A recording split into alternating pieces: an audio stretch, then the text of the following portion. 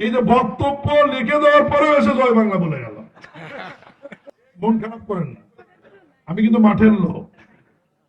আমি কিন্তু আপনাদেরকে এমনি এমনি আজকে দাওয়াত করিনি, প্রথম শ্রেণী করার জন্য দাওয়াত করিনি, কিন্তু আজকে আপনাদের কিছু কথা বলবার জন্য দাওয়াত করেছি। এই কথাগুলো আমি ডিজিকে বলেছি। আমি কিন্তু মাঠ পর্যায়ে যাব, এবং যখন যে উপজেলায় যাব কমপক্ষে 10টা-15টা সমবায় সমিতি আমি কিন্তু ভিজিট করব। সেটা আপনাদের সহায়তা না, কিন্তু আপনারা সুন্দর করে গোছায় রাখবেন। এই যে বক্তব্য লিখে দেওয়ার পরেও এসে জয় বাংলা বলে গেল। এখন আপনাদের সমিতির অবস্থা কি বোঝেন? সমবায় সমিতিগুলোর অবস্থা কি এখন বোঝেন? এই হচ্ছে আপনাদের মাঠ পর্যায়ের অবস্থা।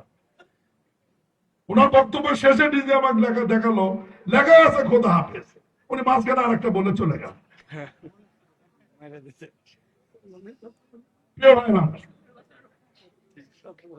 এই যে পণ্য যারা তৈরি করছে সবজি সহ বিভিন্ন বিষয়, বাংলাদেশ থেকে অনেকে, আজকে আমি স্টলগুলো ভিজিট করে দেখেছি, অনেকেই রপ্তানি করছেন, অনেকে রপ্তানি করার সুযোগ পাচ্ছেন না।